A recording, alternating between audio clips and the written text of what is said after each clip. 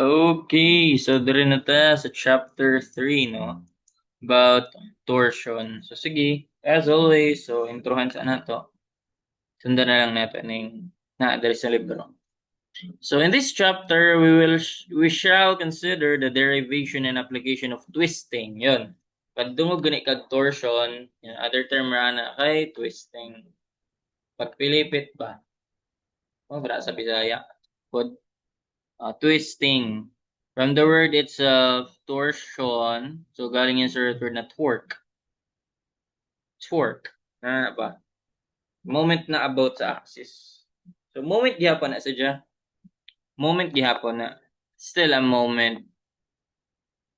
Hopefully okay naman taan no?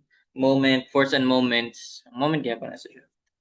Okay, so pero torsion problem only in connection with circular shafts or closed thin-walled tubes kay naging torsion nga discuss nato dire applicable ra ni sa circular og sa may thin-walled pero lahi pog formula ni dia no. Kaya yung formula to i-discuss ron is pang circular ra siya either hollow or solid shafts. Okay, so the twisting of non-circular shafts is so complex, mulagi, so that we will not state the formulas. We'll only state the formulas that are used. Kini ma-derive ni nato, pero di na nato di na nato palawmon pang discussion ana, no? Hatag ra ko pointers so saan yung pag timaan sa mga formula ni. Okay, so torsion is our introduction to the problems of variable stress. Kay katong una, itong i-discuss kay simple stress, di ba? Average stress ra to. Pag ina gining variable na, magbag-o na ng stress bisa sa at certain point, no, at certain location. For example, ani, makita man isa na ay figure nato unja, no. Okay, so although the general theory of these problems is complex, its application consists of a little more than substituting ra. Yan, direct sabra na sa kay Backus formula.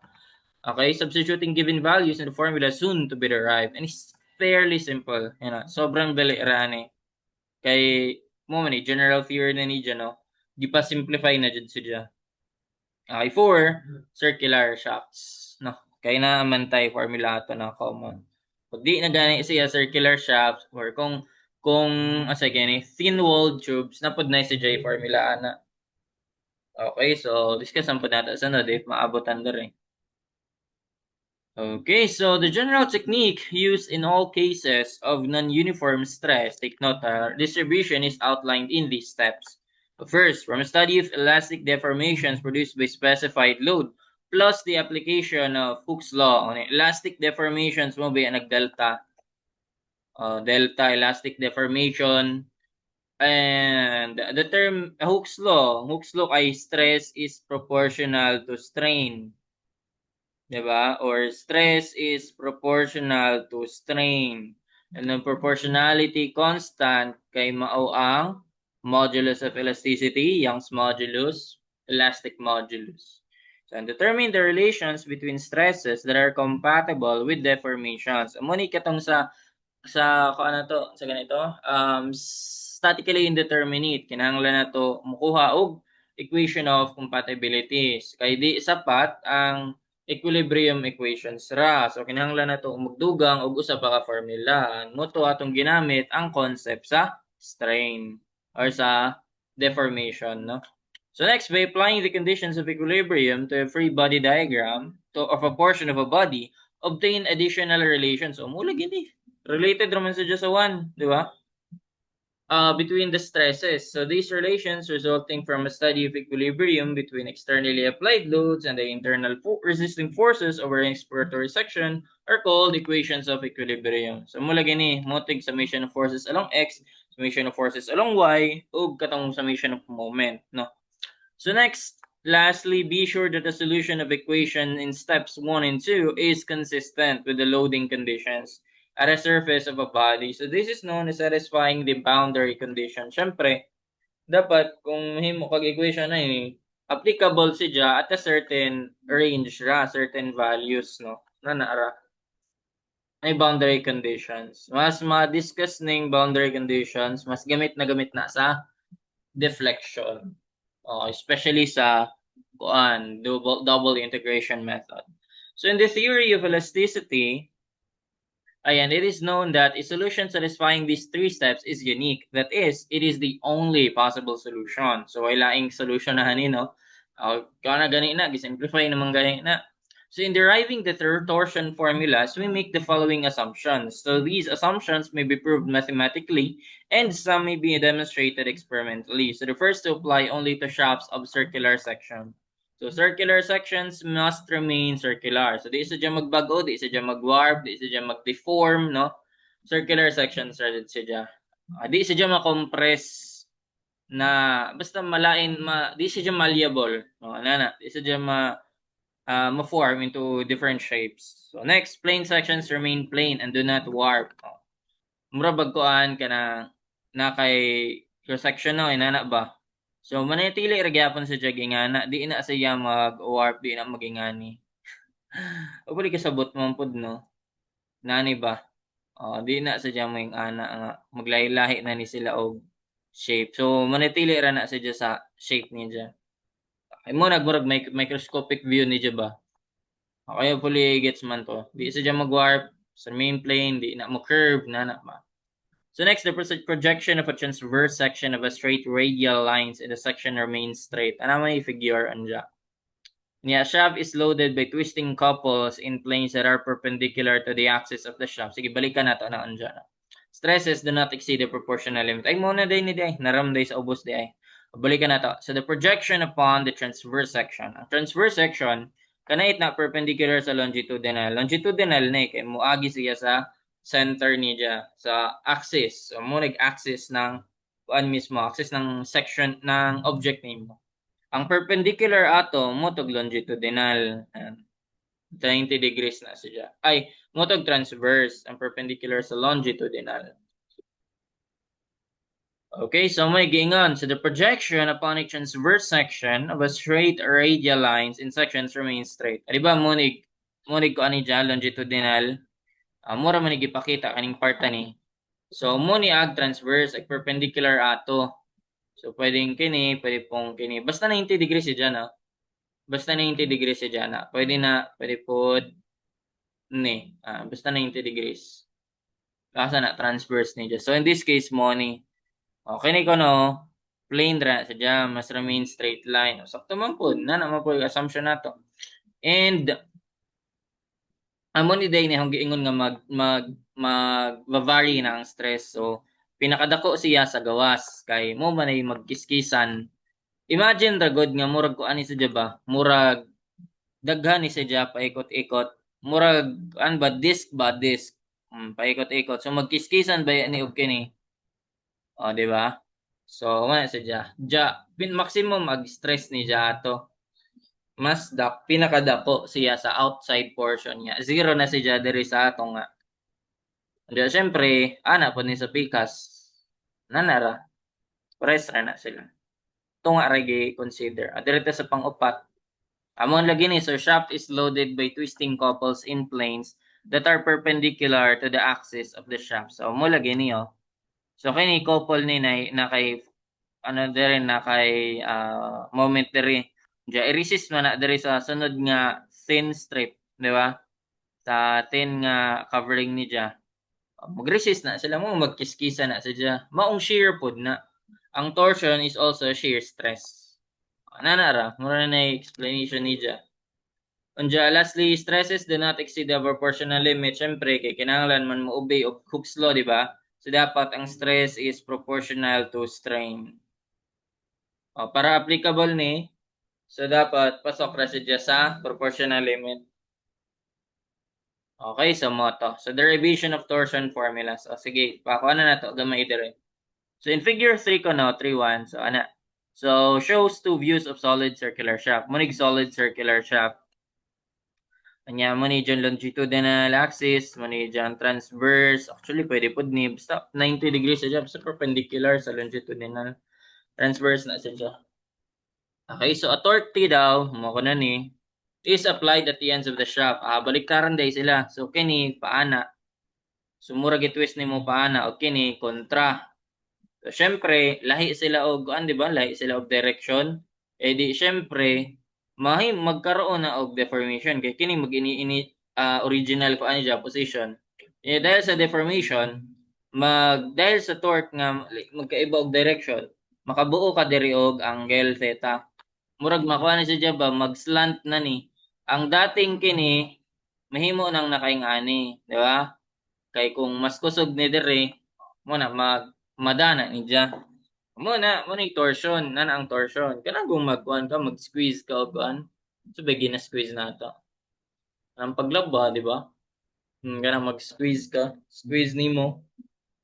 Torsion na siya, basta na nakigipilipit. Na ah diara lagi. If a torque is applied at the ends of the shaft, fiber AB, fiber AB on the outside surface, which is originally straight, diba? So will be twisted into a helix AC. Paano na siya?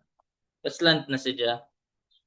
As the shaft is twisted through an angle theta. So, mo ni angle theta syempre with respect ka sa center. So, mo ni angle theta. So, the helix is formed as follows. Anana na siya. Okay, so mo ni ang giingon nga murag na ay kay thin strip sa bawat section. Basta pwede nimo siya matunga. Nana ra siya.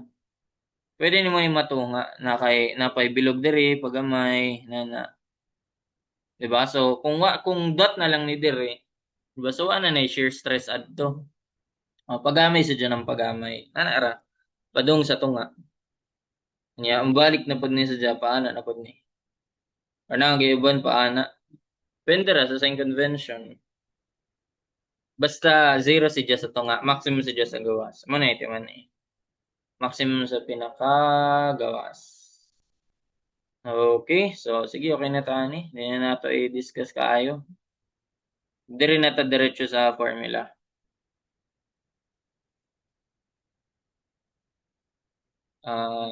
Sige, okay na na. So, more niya atong formula timan-an. Diba? Another, note the similarity of equation 3.1 and the equation of linear deformation. At tinumdum pa sa chicken fillet. Babonig chicken fillet. Tanawa, na sila similarity. Para dali report nimo matimanan. Chicken fillet. Diba? Ang karon, ang P, mahimo, force man na sa kuan, diba? Axial deformation. So, sa shearing, mahimo sa diyang theta. Angle theta na siya. Dapat naka-radians na siya. Okay, diya sunod length gihapon, ay nabag-o over J. Ang sa una kay kuan A, kanang area, dire kay polar moment of inertia na siya. O niya ang shear modulus na kini elastic modulus, di ba? Dire na pod tay mnemonic sa ani. Si tita ay unsa man ko? Mali di ko butang di ay. Mo dinig angle theta di ay. Kini kay torque na ni sadya. Mali ko butang da. So ang force kanina mahimo na sadyang torque. Mo dinig moment. So ang mnemonics mo na to kung kini kay chicken fillet no. Kini kay murag acronym jud ni. Mnemonics na to ni. Si teta kano, si tita kay True Love ni Jano Gibbs. Di ba? So, yun, si Teta. Dali ra ako. Kompleto pa dyan si Jan. Parehas pa na yung chicken fillet na to. Nanara, ang force mahimong torque, ang length mo gihapon, ang area mahimong polar moment of inertia, ang modulus of elasticity mahimong shear modulus or modulus of rigidity. Nanara. Mura yung timan ana to. Okay, onya mo na formula pod sa take note di ay. Okay ba naman ta sa unit ani no, nakakuan man eh. Di ba kini kay Newton? Naka-Newton, anya ang length nimo himo na tong millimeter di ay. Himo na tong millimeter ang length. Anya ang area naka-millimeter squared. Modulus of elasticity kay naka-Newton per square millimeter. Di ba? Unsa ni Newton millimeter squared. So naka-millimeter atong deformation. Ang actual deformation. Diri sa bag-o sa torsion, ang force nimo himo na tong torque nimo himo po na tong Newton millimeter di ba kana ita nakakuan di man yung force dapat naka Newton o niya ang length mo ang millimeter ayo i meter Pero okay, pwede man pod to, pero mas nindot ra jud na kaing ani. Ano iton millimeter, anya ang length kay naka millimeter squared. Length kay millimeter Unya over ang area kay ang G kay kuan man na mm to the fourth. Mora ni kilayan sa area. Ang polar moment din ni mm to the fourth. Ang shear modulus ni kay parehas ra pod Newton per square millimeter, megapascals ba? So millimeter squared, millimeter to the fourth millimeter squared, so may mong millimeter squared ni. Yan na may millimeter squared sa taas, so cancel. No, Newton, nag-cancel. O, di ba? Wa si Jay, unitless ang angle. So, mao na, pag unitless gani ang angle, ibig sabihin na sa dyan, naka-radians na. Ana ra. Okay, so nanara tong timan. Anya na pa usa ka formula kini bag-on kay gi kuan ra man nato, may similarity man sa una. Okay ni lahi ni. Okay ni ang shear stress ko na niya mo ni tau. Di ba gamit na nato sa kuan sa simple stresses ang tau pag shear. O tau na siya Greek letter na Greek letter tau. Okay, so tau is equal to torque times radial distance over polar moment of inertia. Inana ra siya. So kini applicable ni at any value na radial distance. Kumbaga kung pangitaon mo ag stress o diri dapita o gipangita ng stress diri dapita mo ni gamiton nga ro. Torque mo gihapon giataga na ka nya ro nya polar moment of inertia nakadepend to sa section nimo. Ano man pa yung formula ana ma-discuss man na nato. Polar moment of inertia onja. Okay, so inana na siya. Pero kapag maximum gani ag pangutana, so and this is called the torsion formula. Kini ko no. So the formula that determines the maximum shearing stress is a more common form of the torsion. So this is obtained by replacing rho with the radius r of the shaft. So mo gyapon T torque over polar moment of inertia ang raw kay any point man gud na do pwede po ginana ra gamiton nimo pero isa gad rin nimo sa diya kay ingon baya ko nga asa man maximum sa pinakalayo pinakadulo so mo na nag radius r so mo nang tr over j na atong formula na tr over j na kapag maximum shearing stress na gani atong gipangutahan maximum torsional shearing stress okay nata so note that since Hooke's law was used in deriving this equation so the stresses must not exceed the shearing proportional limit. O, nay asterisk, nay footnote. So, muna, so equation 3 to 1, muna yung stress, di ba? Equation 3 to ADI, yan TR over J. So, is sometimes used to determine the shearing stress at a rupture. So, although the proportional limit is exceeded, the fictitious shearing stress so obtained is called the torsional modulus of rupture. Actually, din gawas na sa board exam. Recently, March 2026, modulus of rupture, modulus of elasticity, o murag modulus of rigidity itong asa. Nana. Okay, yung gawas na to tanan. Ayun, ito pangutan na about ato. So, kalimot na ko. Hindi mo mag-take ato. Basta nakita na lang ipag-usapan sa group niya. Himuan po nag-CRF, no? Ayan, bantayan. Huwatan na lang na to. And it is used to compare the ultimate strengths of specimens of various materials and diameters. Namura sadya. Yeah, sunod, also, these formulas are applicable only to circular shafts, either solid or hollow. Yeah, na ay cross na pod. So, cross plus, cross no, or spada. Muna so satisfactory formula for determining maximum shearing stress in rectangular. Pag rectangular gani, na sadya. So naman po na figure, dira, where A is the long side kuno and B is the short side of the rectangular section. So yan na, na si J thickness. Kay lain man pod na igna I thickness. Kay na po yung formula ta ato. Mo to thin walled, di ba? Na discuss na ganina. Introhan to na ganina, thin walled tubes. Na sadya. Napod yung formula. Okay, so hopefully okay ta ani TR over J. Bisag kini ra imong timan-an. Kini ra jud imong timan-an kay ma-derive man ni sila. Ma-derive man ning formula ni kini og kani. Ma-derive na siya gamit to.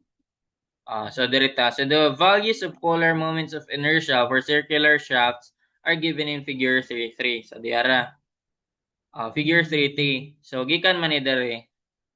So ang formula man gud nato sa polar moment of inertia kay kuan ra man na moment of inertia about x plus moment of inertia about y. Nanara. Since nagkataon sa circular shaft, equal ra ni sila. So, mura, times 2 ra mo. So, ang polar moment of inertia, assume naman nato Ix is equal to hindi ni assumption, let dya, moment of inertia about x equals moment of inertia about y. So, times 2 rin na ha. Duha ka moment of inertia about x. So, ang moment of inertia about x, kung nahinumduman pa, so that is, pwede tang naka-radius, pwede tang naka-diameter, no? So, moment of inertia about x kay, in terms of radius, kay pi r to the fourth, pi r to the fourth over 4. So, pag simplify na, pi over 4 times 2, so may mong pi over 2. R to the fourth. No, di ba? Pero pwede po siya naka-diameter. So, kung ano po na, pi over 4, pi over 64. Pwede man yung ma-derive gamit tong ganina. So, 64, anya 2 over 64, that's pi over 32. Diba? Diameter na din eh. Diameter to the fourth. Mo na timan-an. Mo moment of inertia raw, di ba? Mo na yung gigamit nato. Pag solid shaft, pi r to the fourth over 2. Pi r to the fourth over 2. Or, pwede po siyang pi d to the fourth over 32. Pi d to the fourth over 32. Nanara. Okay, so muna pag solid shaft. Pag hollow shaft, syempre, ibawas na mo polar moment of inertia aning dako. Ibawas sa polar of moment of inertia sa gamay. So may mong pi to the pi over 2. Yung r to the fourth minus r to the fourth. Nanara. Okay, mo ang rin mo. Kini, murag gawas rin mo kay maduha na siya. Di ba? Pi dito, pag solid, pi dito the fourth over 32. Nya, pag hollow, pi over 32, nya, difference ng diameter to the fourth. Nanara. Hopefully, gets mo po to na. So, yun na muna itong sa solid o hollow shaft. So, kung i-derive nato ni, so, actually, okay ni, enough na jud ni.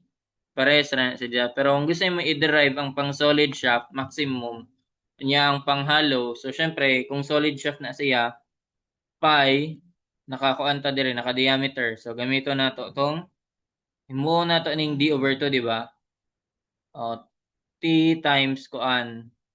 Ang radius kay d over 2 ba na katunga sa diameter over j.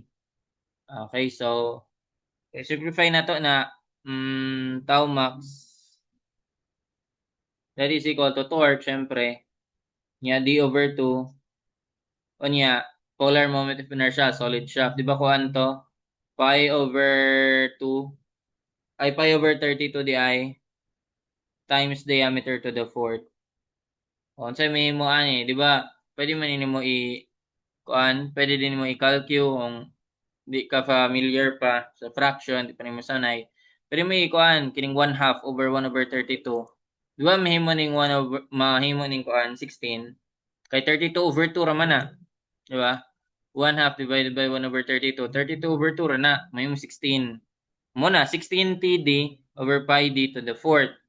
Di ba? So, mahimong 16 TD over pi d to the fourth. Na diameter dire, na diameter to the fourth. So, mahimo sa diyang TD cube. Mo ang inani na sa dya, 16t over pi d to the pi d cube na. Di ba? So, gikan ra jud sa dya dire. So na, direta sa hollow shaft. Pag hollow shaft gani, tangtangon na lang na, kaya murag y space. Pag hollow shaft gani, so magyapon, torque, unya, diameter. Pero ang diameter diri kay, kuan man usara ni siya. D over 2 gihapon kay radius man sa pinakagawas, di ba? Diameter sa gawas, gilet na to ang capital D pang outer diameter, smaller d inner diameter. So, TR over J. Ang J niya kay pi over 32 gihapon. Diameter to the fourth minus diameter to the fourth. So, magyapon, 16 over 32 divided by 2. May mo isa diyang 16. Unya, TD. This time, di siya ma-eliminate. 16 TD. Ang denominator mo kay pi d to the fourth minus d to the fourth. So, pi d to the fourth. Outer diameter to the fourth minus inner diameter to the fourth. So, inanara sa dyan. Diba? So, gikan ra jud na diri. Mura yung timan-an. Basta kay bawo ka sa concept sa polar moment of inertia, kaya na name. Nanara. Then naidugang. So in many practical applications ko no, wait lang. Okay, so in many practical applications ko no, shafts are used to transmit power. Sanay may gamit og kuan mga pwede pump basta ka nang power, no? Pump, turbine, nana ba? So from dynamics, it is known that the power transmitted by a constant torque rotating at the angular speed or angular velocity omega is given by. So kini bisag kuan ra ka diri mag unsa kana ito? Dimensional analysis. Ang torque nimo kay 4 Newton baya na, Newton meter. Kuan man na, moment di ay, so Newton meter. Kanya angular velocity nimo kay actually meter, millimeter no. Angular velocity nimo kay naka radians per second man na, radians per second. Okay ning Newton meter, joules money. Okay, so may message joules per second nya radians. Or bisag unitless naman ang radians, ano na to kinahanglan. Okay, joules per second kay watt man na. Watt is a unit of power. No, watt is a unit of power. So, muna, sadya, power is simply equal to torque multiplied sa angular velocity. Nanara. Okay, so 2 omega. Kanya, kining kuan, omega, kapag ihimo ni na inimong naka-revolutions per unit time, kay kuan man na sadya, sabay, naka-radians. Okay, nakakuan na sadya. Unahon na to, nakakuan na sadya. Naka W in radians per second. Okay, so by conversion, 2 pi radians, 1 revolution. Nana ba? So, 2 pi radians, rad man jud ni, 2 pi radians. So, revolutions per second na siya. Di ba? So, ibig sabihin, ang omega na to, kay kuan ra. Pila ganito? 2 pi f. 2 pi sa frequency. I-multiply ra na siya sa frequency. Sakto ba? Radians per unit time. Okay. If the shaft is rotating at a frequency of f revolutions per unit time, o naka-revolution po siya per unit time, or maraging nga ni ragot, convert ra jud siya. Kaya kini kay naka-revolutions per unit time di ay. So, kung kini naka-revolutions per unit time, so yun, revolutions per second. So, para ma-convert na nimo into naka-radians per second na siya. So, 1 revolution 2 pi radians baliktad dito kanina di ay. So ano mo na multiply ra siya sa 2 pi. Ang omega angular velocity multiply ra nimo sa 2 pi times frequency. So makuha na nimo. Okay, so mura na nanara. Tanda natin man ang puning formula, bagong formula. So power is simply torque times angular velocity. Kaya angular velocity kay 2 pi f man. So pwede may substitute. Power is equal to t times imbis angular velocity mo na tong 2 pi f. So therefore, pag pahanap ang torque, so that is power divided by 2 pi f. Nanara siya. Okay, so I guess mura to atong intro. Pwede na to mag-discuss of problem solving na ni.